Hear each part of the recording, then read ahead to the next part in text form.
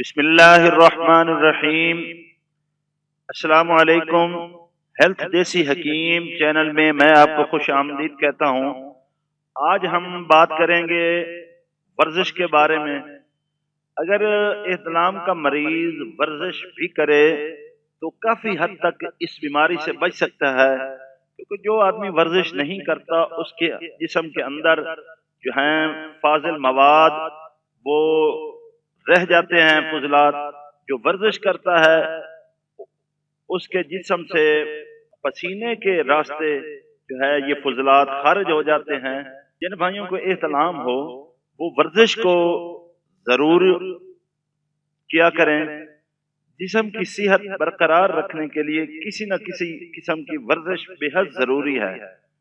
ورزش کرنے سے جسم کے فضلات گندگی تحلیل ہوتے ہیں، جن کے جسم سے خارج نہ ہونے سے احتلام ہونے لگتا ہے۔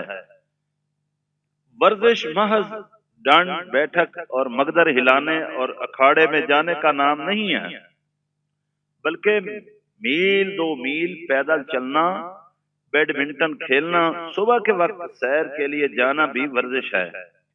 5 وقت کی نماز کی پابندی سے بیک وقت کئی فائدے حاصل ہوتے ہیں۔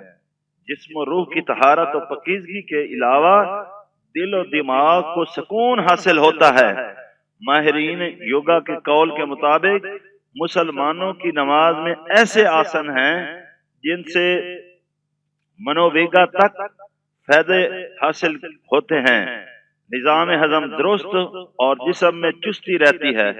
صبح کے وقت ننگے پاؤں ہری گھاس پر ٹہلنا دماغ کو تازگی، آنکھوں کو قوت اور احتلام کے مریضوں کی بڑی ہوئی حس کو دور کرتا ہے۔ ٹہلنے کے دوران اگر تسبیحات بھی پڑھتے رہیں تو آخرت کی کمائی مفت میں حاصل ہو سکتی ہے۔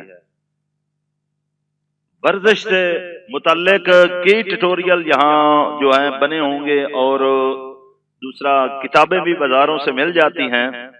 آپ ان کے مطابق بھی دوسری ورزشیں جو ہلکی پھلکی ہیں وہ بھی کر سکتے ہیں، لیکن میں سجیسٹ کروں گا کہ احتلام کا مریض ورزش ضرور کرے۔ ویسے بھی عام انسان کو بھی ورزش ضرور کرنی چاہیے، جو جسم کے لیے بہت مفید ہے۔ تو میں امید کرتا ہوں کہ آپ کو یہ آج کا ٹیوٹوریل اچھا لگا ہوگا۔